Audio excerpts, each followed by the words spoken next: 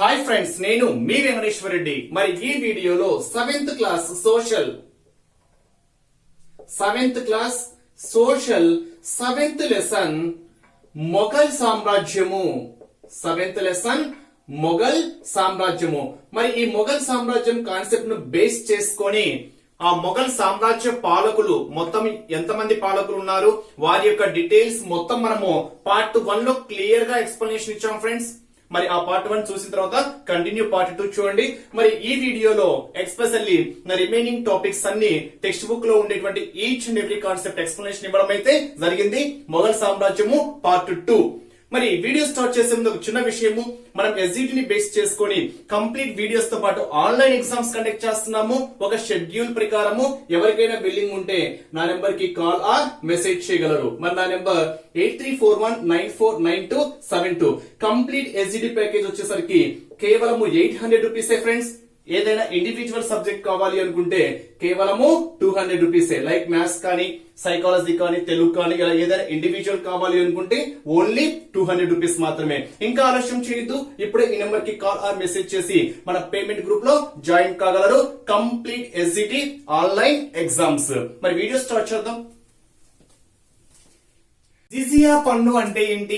యాత్రికుల పన్ను. అసలు జిజియా పన్ను ఎవరికి విధించేవారు, యాత్రికుల పన్ను ఎవరికి విధించేవారు అనేది ఒక్కసారి అబ్జర్వ్ చేస్తే, సోషల్ కాబట్టి మొత్తము థియరీ కాన్సెప్ట్ ఫ్రెండ్స్. కొంచెం మెయిన్ పాయింట్స్ మీరు మెయిన్ పాయింట్స్ ఏవైతే ఉంటాయో అవి నోట్ చేసుకుంటే మంచిది. మొత్తం థియరీ కాన్సెప్ట్ కాబట్టి.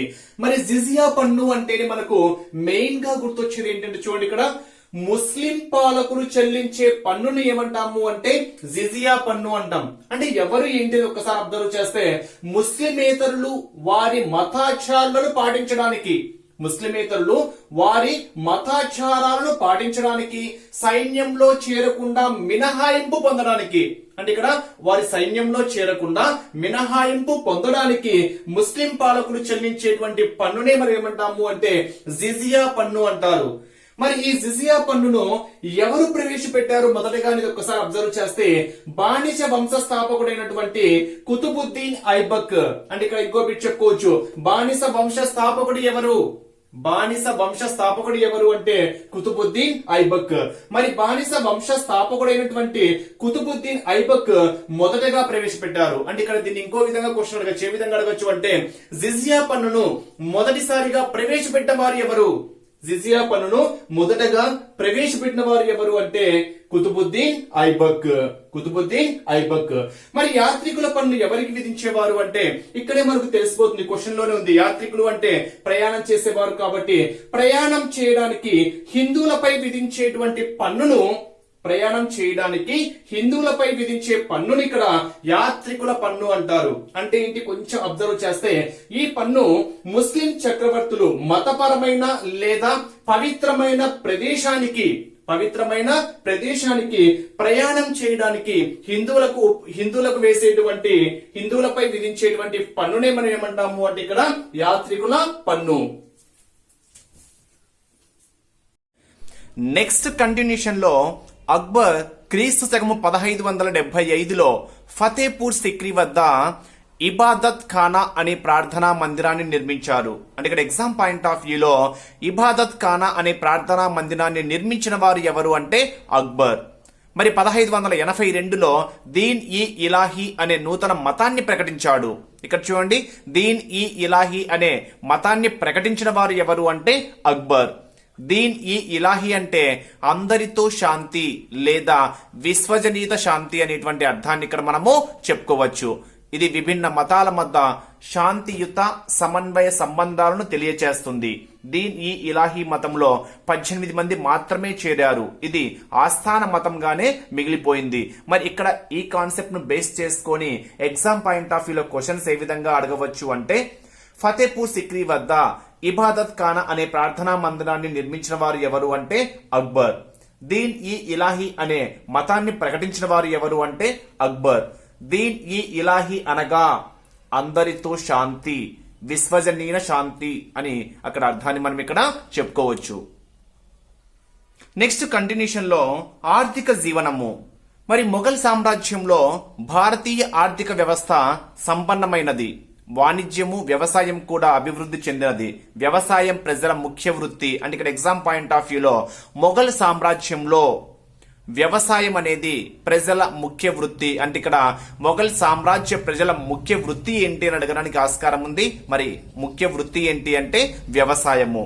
విస్తృతమైన రహదారి వ్యవస్థను నిర్మించడము, దేశమంతా ఒకే రకమైన కరెన్సీని సృష్టించడము మరియు దేశం యొక్క సమగ్రతకు మొఘలులు బాధ్యత వహించారు. మొఘలులచే నియమించబడిన ప్రజా పనుల విభాగము ఈ సామ్రాజ్యంలో విస్తృతమైన రహదారి వ్యవస్థను రూపొందించింది. ఇది సామ్రాజ్యం అంతటా పట్టణాలను మరియు నగరాలను కలిపే రహదారులను రూపకల్పన చేసి నిర్మించి నిర్వహించింది. వాణిజ్యం విస్తరించడానికి ఇది కూడా ఒక కారణమని చెప్పవచ్చు. మరి వ్యవసాయ పన్ను ద్వారా వచ్చే ఆదాయము ముఖ్యమైన ఆదాయ వనరుగా ఉండేది. అంటే ఇక్కడ మొఘలు సామ్రాజ్య పాలనలో ఏ ఆదాయము ముఖ్యమైన ఆదాయ వనరుగా ఉండేది అంటే వ్యవసాయ పన్ను ద్వారా వచ్చే ఆదాయము. అంటే ఇక్కడ ఎగ్జామ్ పాయింట్ ఆఫ్ వ్యూలో అడగడానికి ఉండేటువంటి ఒకే ఒక ఇంపార్టెంట్ బిట్ ఏంటి అంటే మొఘలు సామ్రాజ్య ప్రజల ముఖ్య వృత్తి ఏంటి అంటే వ్యవసాయము. నెక్స్ట్ కంటిన్యూషన్ లో నాణేలు. ఇక్కడ చూడండి, సూర్ వంశానికి చెందిన షేర్జా షూర్ తన స్వల్ప పాలనలో ప్రవేశపెట్టినటువంటి రూపాయి వెండి నాణెము, దామ్ రాగి నాణెములను మొఘలులు కొనసాగించారు. అంటే ఇక్కడ మీరు ప్రవేశపెట్టిన వారు వచ్చేసరికి సూర్ వంశానికి చెందిన షేర్జా సూర్. మరి అతని యొక్క ప్రవేశపెట్టినటువంటి రూపాయ మరియు దామ్లను మొఘలులు కూడా అలాగే కొనసాగించారు. మరి ఇక్కడ ఎగ్జామ్ పాయింట్ ఆఫ్ వ్యూలో అడగడానికి ఛాన్స్ ఉంది ఫ్రెండ్స్. ఏ విధంగా అంటే మనకు మ్యాచ్ ది ఫాలోయింగ్ అడగచ్చు లేదా డైరెక్ట్ బిట్ కూడా అడగచ్చు. దామ్ అంటే రాగి నాణెం. దామ్ అంటే అర్థం ఏంటి ఇక్కడ? రాగి నాణెం.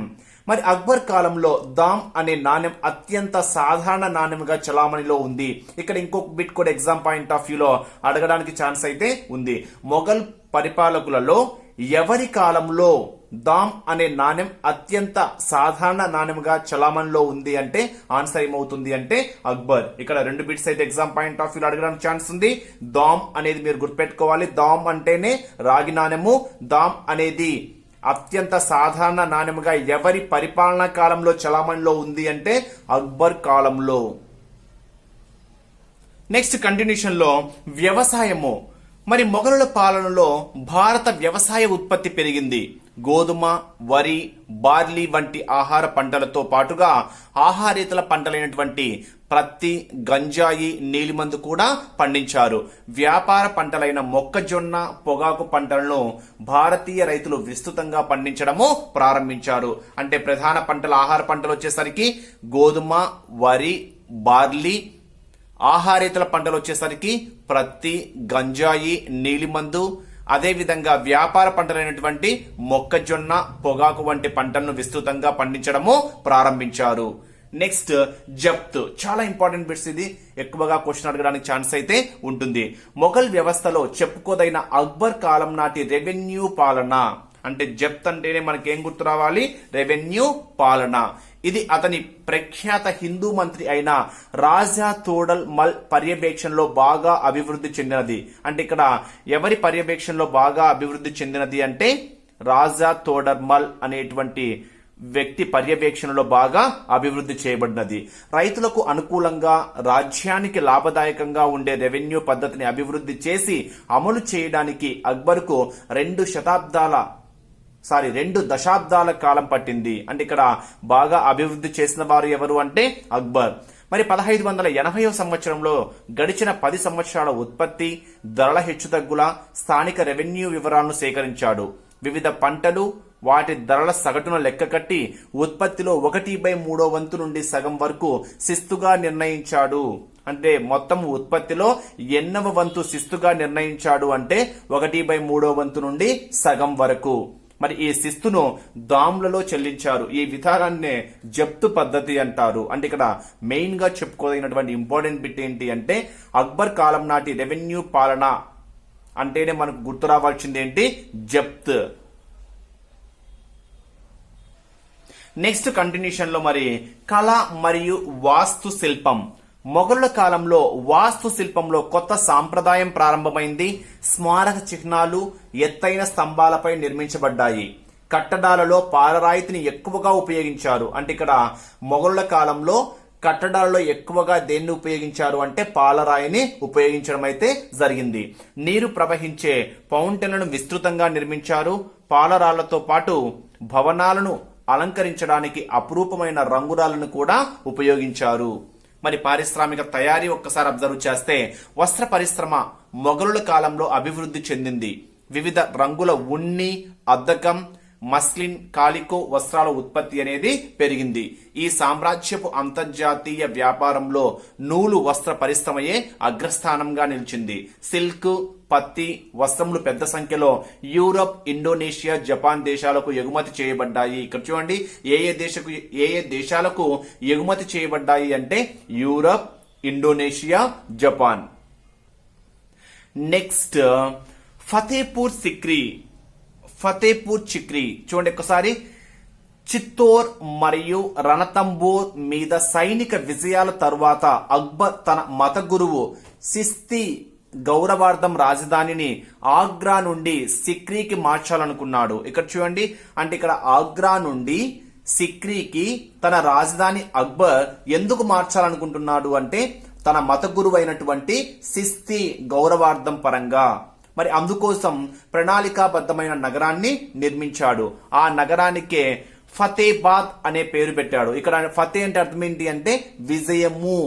మన తర్వాత కాలంలో ఇది ఫతేపూర్ సిక్రీగా పిలువబడింది. మరి భారతదేశంలో మొఘలుల నిర్మాణాలలో ఇప్పటికీ మిగిలి ఉన్న కట్టడాలలో ఫతేపూర్ సిక్రీ ఒకటి. అంటే ఇక్కడ మీరు గుర్తుపెట్టుకోవాల్సింది ఏంటి అంటే అక్బర్ తన గురువు సిస్తీ గౌరవార్థంగా రాజధాని ఎక్కడి నుండి ఎక్కడికి మార్చాలనుకున్నాడు అంటే ఆగ్రా నుండి సిక్రీకి మార్చాలనుకున్నాడు. మరి దానికి ఒక నగరాన్ని కూడా నిర్మించాడు. ఆ నగరానికి ఏమని పేరు పెట్టాడు అంటే ఫతేబాద్ అనేటువంటి పేరు పెట్టడం అయితే జరిగింది. మరి ఇక్కడ ఫతే అంటే అర్థం ఏంటి? విజయము. నెక్స్ట్ బులంద్ దర్వాజా. గొప్ప కట్టడమైన బులంద్ దర్వాజాను మొఘల్ చక్రవర్తి అయిన అక్బర్ నిర్మించాడు. ఇక్కడ చాలా చాలా ఇంపార్టెంట్ బిట్స్.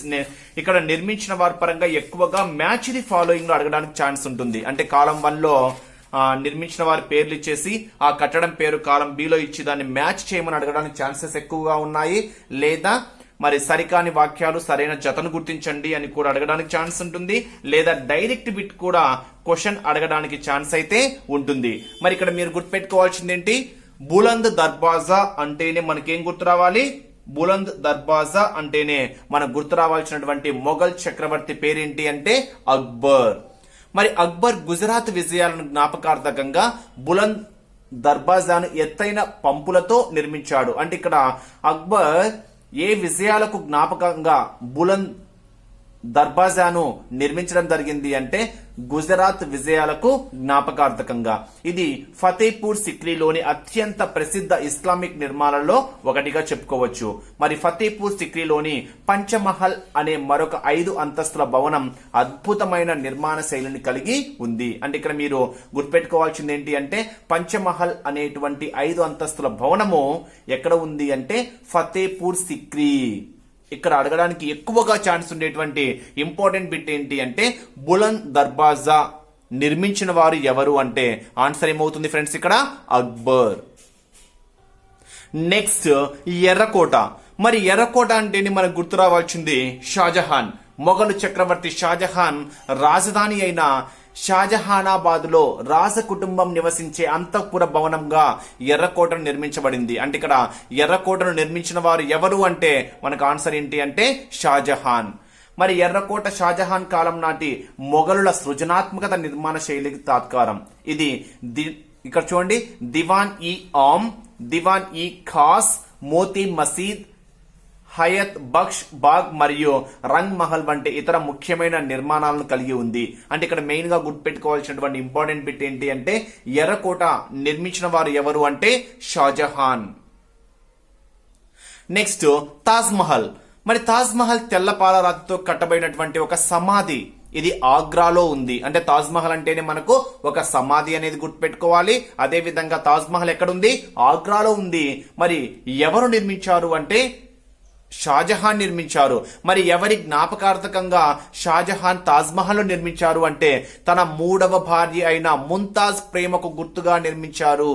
అంటే ఇక్కడ తన భార్య అయినటువంటి ముంతాజ్ ప్రేమకు గుర్తుగా షాజహాన్ నిర్మించినటువంటి దాని పేరేం పేరు అంటే తాజ్ మహల్. మరి తాజ్ మహల్ మొఘలుల వాస్తు శిల్పానికి చక్కటి ఉదాహరణగా చెప్పుకోవచ్చు. ఇది ప్రపంచ 7 వింతలలో ఒకటిగా పేరు పొందింది.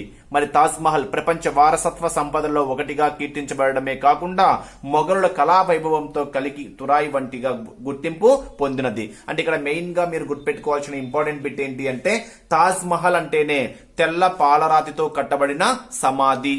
మరి తాజ్ మహల్ అంటేనే ఆగ్రాలో ఉంది. మరి తాజ్ మహల్ అంటేనే షాజహాన్ నిర్మించారు. మరి తాజ్ మహల్ అంటేనే షాజహాన్ తన 3వ భార్య అయినటువంటి ముంతాజ్ ప్రేమకు గుర్తుగా నిర్మించారు. మరి ఇది 7 వింతలలో ఒకటిగా పేరుగాంచినదని కూడా ఇక్కడ చెప్పుకోవచ్చు.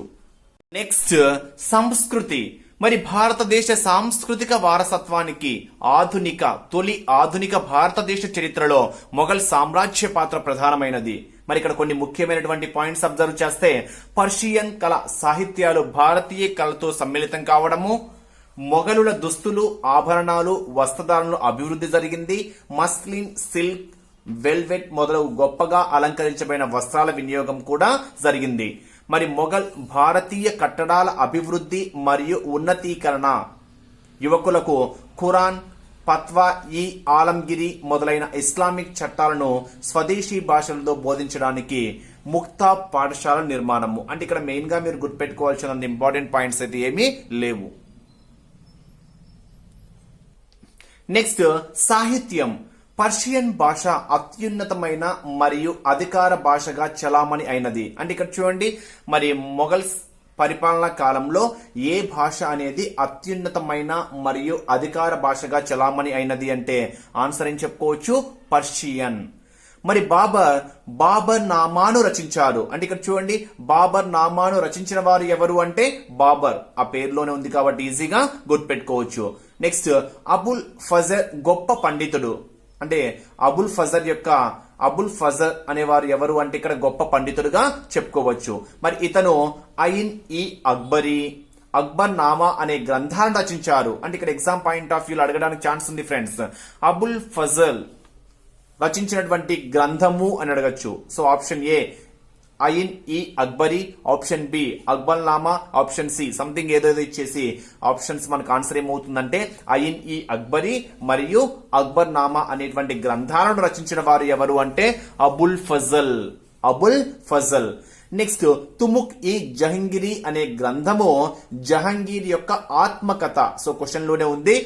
తుజుక్ ఈ జహంగీరి అనే గ్రంథము ఎవరి యొక్క ఆత్మకథ అంటే జహంగీర్ యొక్క ఆత్మకథ. నెక్స్ట్ షాజహాన్ కొడుకు దారుష్కో భగవద్గీత, మహాభారత కథలను పర్షియన్ భాషలోకి అనువదించాడు. అంటే ఇక్కడ చూడండి, ఇక్కడ భగవద్గీత, మహాభారత కథలను పర్షియన్ భాషలోకి అనువదించిన వారు ఎవరు అంటే షాజహాన్ కొడుకు దారాష్కోవ్. నెక్స్ట్ ప్రముఖ హిందీ కవి తులసీదాస్ రామాయణాన్ని రామచరిత మానస్ అనే పేరుతో హిందీలో రచించాడు. అంటే ఇక్కడ చూడండి, ఒక మెయిన్ ఇంపార్టెంట్ పాయింట్ చెప్పుకోవాలంటే తులసీదాస్ రామాయణాన్ని రామచరిత మానస్ అనే పేరుతో ఏ భాషలో రచించాడు అంటే ఆన్సర్ ఏమవుతుంది, హిందీలో. మరి సాహిత్యం పరంగా చాలా ఇంపార్టెంట్ బిట్స్ అయితే మనకు కనిపిస్తున్నాయి.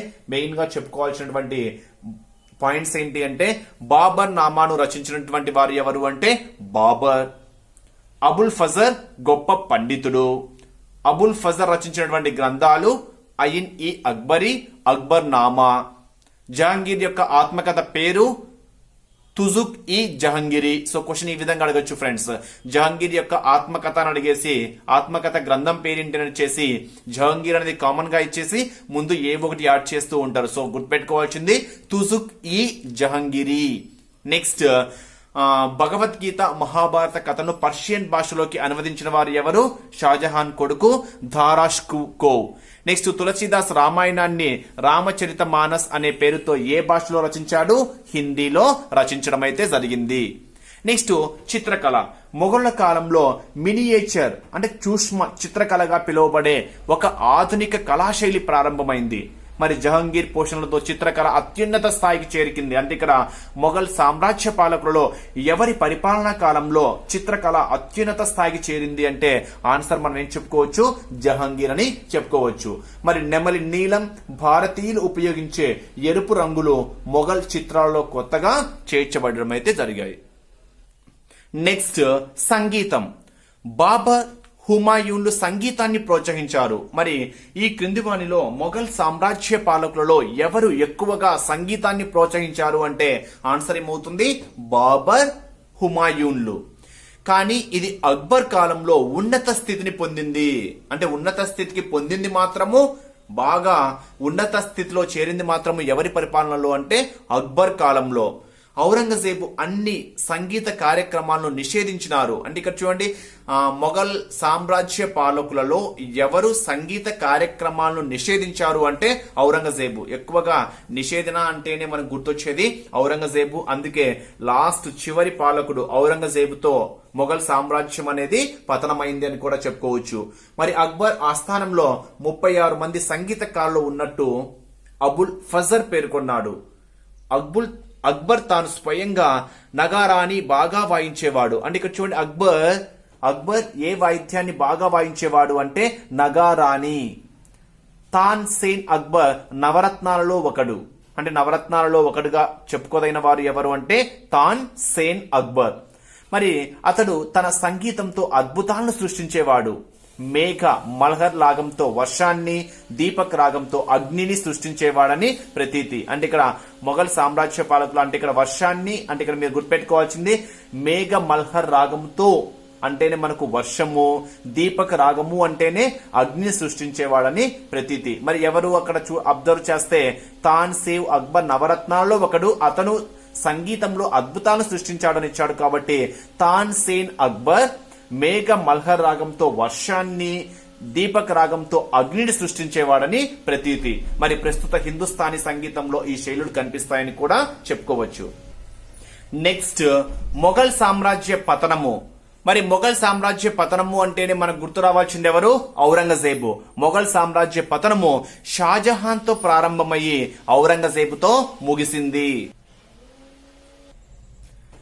నెక్స్ట్ మరి తన మరణాంతరము, ఔరంగజేబు మరణాంతరము చాలా వేగంగా మొఘల్ సామ్రాజ్యం అనేది పతనమైంది.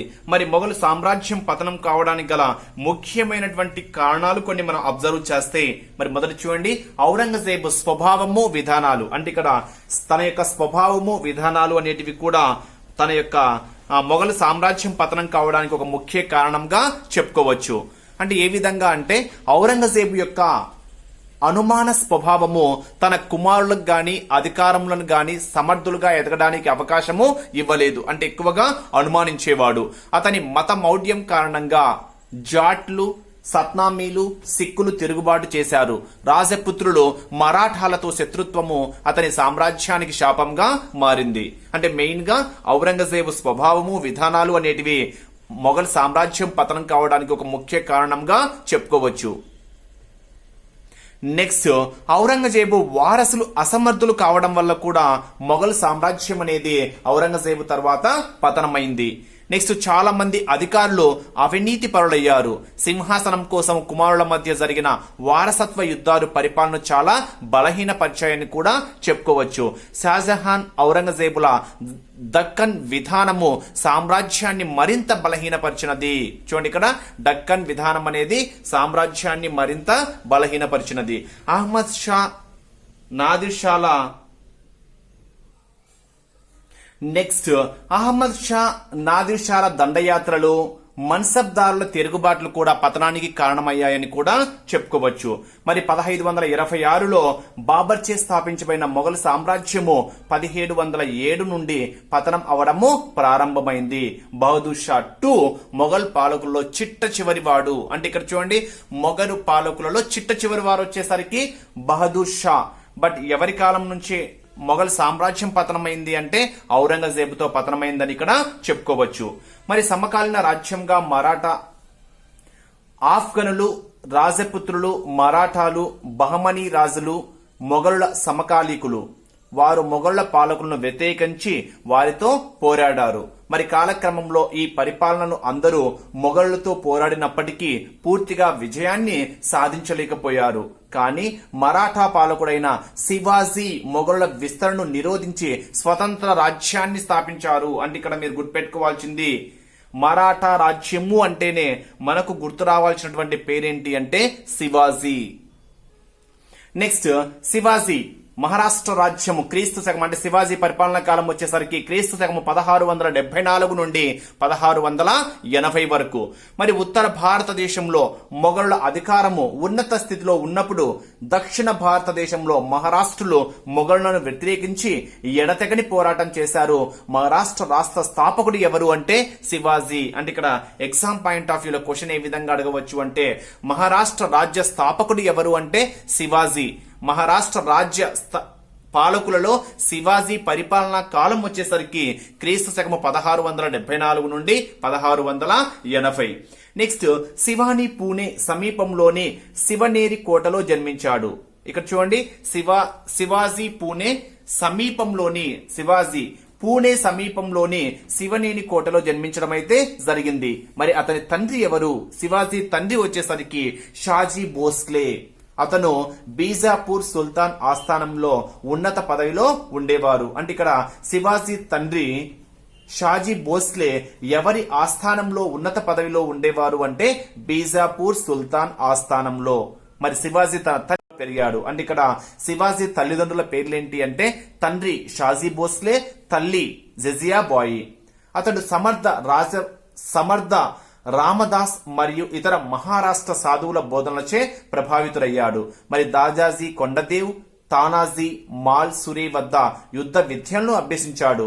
మరాఠా వీరులలోనూ మావరి అనే పశ్చిమ కనుమల్లో నివసించే కొండజాతి తెగ ప్రజలతో సైన్యాన్ని తయారు చేశాడు. అంటే ఇక్కడ మెయిన్ గా మీరు గుర్తుపెట్టుకోవాల్సినటువంటి ఇంపార్టెంట్ పాయింట్ మహారాష్ట్ర రాజ్య స్థాపించిన వారు ఎవరు అంటే నెక్స్ట్ పాలనా కాలం వచ్చేసరికి క్రీస్తు శకము 1674 నుండి 1680. మరి శివాజీ ఎక్కడ జన్మించారు అంటే పూణే సమీపంలోని శివనేరి కోటలో జన్మించాడు. తండ్రి ఎవరు? షాజీ భోస్లే. తల్లి ఎవరు? జిజియా బాయ్. ఇవి మీరు మెయిన్ గా గుర్తుపెట్టుకోవాల్సినటువంటి ఇంపార్టెంట్ పాయింట్స్.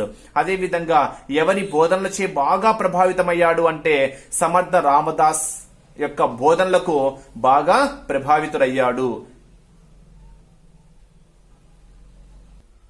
నెక్స్ట్ రాజ్య విస్తరణ. శివాజీ తన 19వ ఏట బీజాపూర్ సుల్తాన్ మహమ్మద్ ఆదిషా ఆధీనంలోని తోరణా దుర్గను జయించాడు. ఆ తరువాత రాయ్గఢ్, సింహగఢ్, ప్రతాప్గఢ్లను ఒక్కొక్కటిగా జయించడం అయితే జరిగింది. నెక్స్ట్ కోపగ్రస్తుడైన బీజాపూర్ సుల్తాన్ శివాజీని అణిచివేయడానికి తన సేనాధిపతి ఆఫ్ఘన్ ఖాన్ ను పంపించాడు. మరి ఆఫ్ఘన్ ఖాన్ మోసంతో శివాజీని చంపాలనుకున్నాడు. సంధి చేసుకునే సాకుతో శివాజీని ఆహ్వానించాడు. ముందుగానే ఊహించిన శివాజీ తన వద్దనున్న పులిగోర్లతో ఆఫ్ఘన్ ఖాన్ ను సంహరించడం అయితే జరిగింది. ఇక్కడ చూడండి, ఆఫ్ఘన్ ఖాన్ ను సంహరించిన వారు ఎవరు అంటే శివాజీ. మరి వేడిచే సంహరించాడు అంటే తన దగ్గర ఉన్నటువంటి పులి గోర్లతో.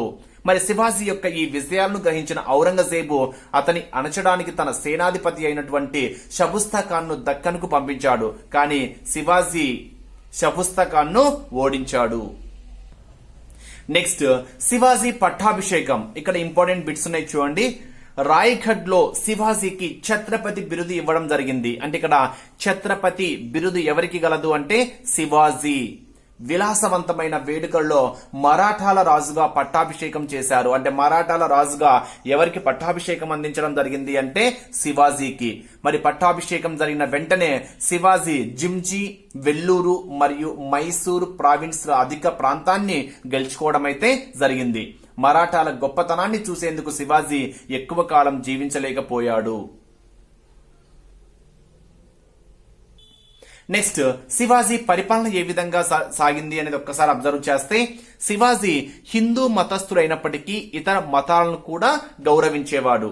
అతను స్త్రీలను మరియు ఇతర మత గ్రంథాలను గౌరవించదలసిందిగా తన సైన్యాన్ని ఆదేశించాడు.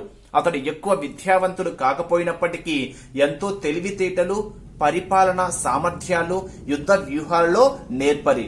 తన సైన్యానికి గెరిల్లా యుద్ధ విద్యలో శిక్షణనిచ్చి వారిని గొప్ప యోధులుగా తయారు చేశాడు. అంటే ఇక్కడ అడగడానికి ఛాన్స్ ఉండేటువంటి బిట్ ఏంటి అంటే శివాజీ తన సైన్యానికి ఏ యుద్ధ విద్యలో శిక్షణ ఇచ్చి వారిని గొప్ప యోధులుగా తయారు చేశాడు అంటే గొరిల్లా యుద్ధ విద్యలో. నావికా బలాన్ని కూడా అభివృద్ధి చేశాడు. ఎంతగానో ప్రజల అభిమానాన్ని చూరగొన్నాడు. ప్రజలకు ఒక ఆదర్శప్రాయుడిగా నిలిచాడు. కొండజాతి ప్రజలైనటువంటి మావలీలతో స్నేహం చేసి వారిలో జాతీయ భావనను నింపాడు. శివాజీ యొక్క దేశభక్తి, జాతీయ భావన ఆ తరువాత కాలంలో జాతీయ నాయకులైన తిలక్, సావర్కర్ మొదలైన వారికి ఎంతో ప్రేరణగా నిలిచింది. అంటే ఇక్కడ మెయిన్ గా ఇంపార్టెంట్ బిట్ ఏం చెప్పుకోవచ్చు అంటే తన సైన్యానికి ఏ విద్యలో శిక్షణనిచ్చి వారిని గొప్ప యోధులుగా తయారు చేశారు అంటే గొరిల్లా యుద్ధ విద్య. నెక్స్ట్ ఇక్కడ చాలా ఇంపార్టెంట్ బిట్స్ ఉన్నాయి ఫ్రెండ్స్. శివాజీకి పరిపాలనలో అష్టప్రధానులు అనే మంత్రులు సహాయపడ్డారు.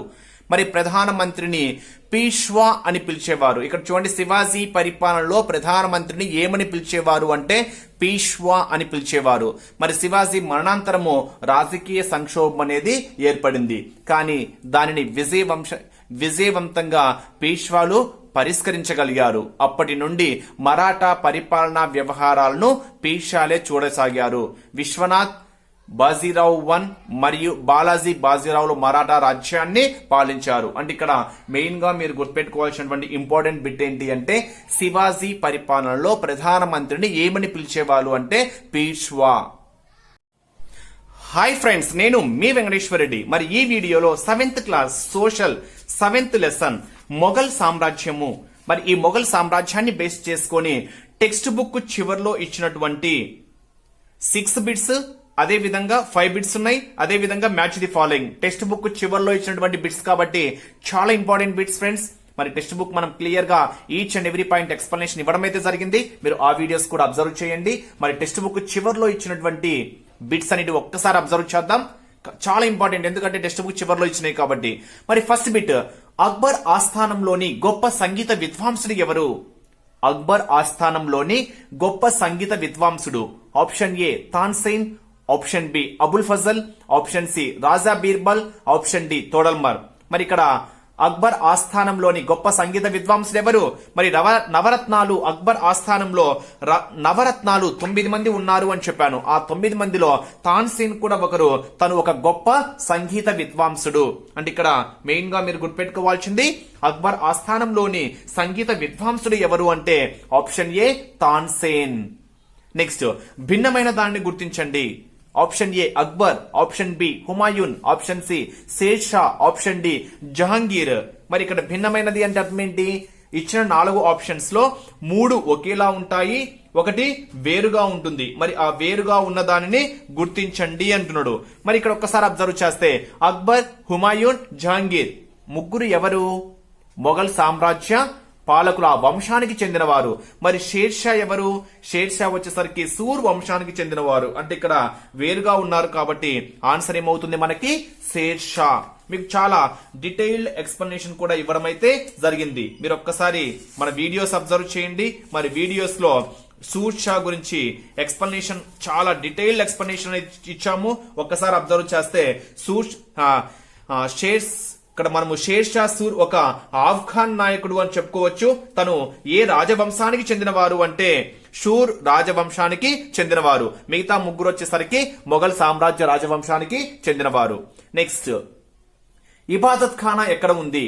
ఇబాదత్ ఖానా ఎక్కడ ఉంది? Option A Fatehpur Sikri, option B Delhi, option C Jahangirabad, option D Aurangabad. So సరైనటువంటి సమాధానము ఇబాదత్ ఖానా ఎక్కడ ఉంది అంటే option A Fatehpur Sikri.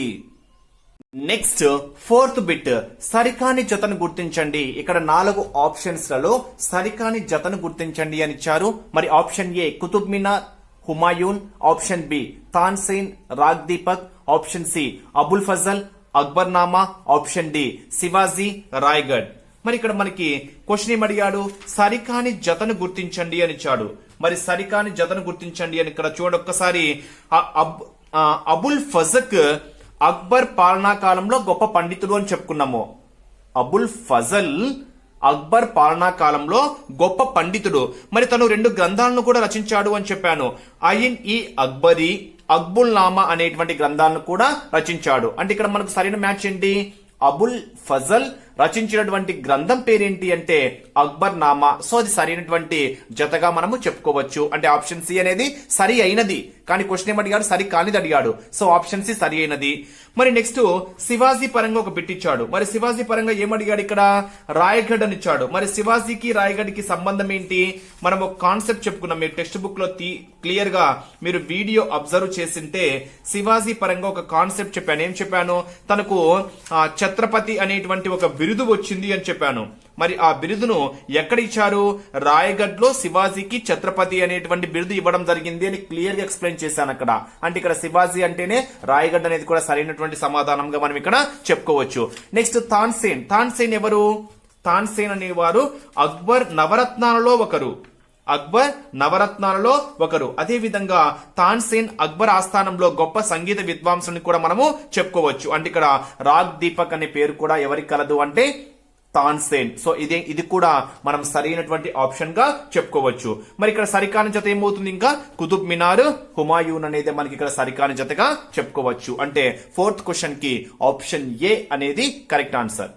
Next శివాజీకి సమకాలీన మొఘల్ రాజు ఎవరు? మరి శివాజీకి సమకాలీన మొఘల్ రాజు ఎవరు అంటే option A Akbar, option B Babur, option C Jahangir, option D Aurangzeb. మరి శివాజీకి సమకాలీన మొఘల్ రాజు ఎవరు? ఆప్షన్ డి ఔరంగజేబ్ అనేది సరైనటువంటి ఆన్సర్ గా చెప్పుకోవచ్చు. నెక్స్ట్ మ్యాచ్ ది ఫాలోయింగ్ ఒక్కసారి అబ్జర్వ్ చేయండి. కాలం గ్రూప్ ఏ లో రాగి నాణ్యం, మున్సబ్దార్, తాజ్ మహల్, తోడల్మర్, అదే విధంగా తుజుక్ ఈ జహంగిరి. సో బాబరి, జహంగిరి అని ఇచ్చారు. టెక్స్ట్ బుక్ లో అయితే జహంగిరి. మరి కాలం బి లో షాజహాన్, స్వీయ చరిత్ర, మంత్రి, దామ్, ర్యాంక్ అని ఇచ్చారు. మరి రాగి నాణ్యం అనేది మీరు ఒక్కసారి అబ్జర్వ్ చేస్తే మీకు క్లియర్ గా ఎక్స్ప్లెనేషన్ ఇచ్చినప్పుడు నాణేలు అని ఒక కాన్సెప్ట్ పరంగా చాలా డీటెయిల్డ్ ఎక్స్ప్లెనేషన్ ఇచ్చాను. అక్కడ నాణ్యాల్లో ఏం చెప్పాను? రూపాయి వెండి నాణ్యం అని చెప్పాను, దామ్ రాగి నాణ్యము అని చెప్పాను. గుర్తుందా మీకు? అంటే ఇక్కడ రాగి నాణ్యము అంటే మీకు ఏం గుర్తు రావాలి?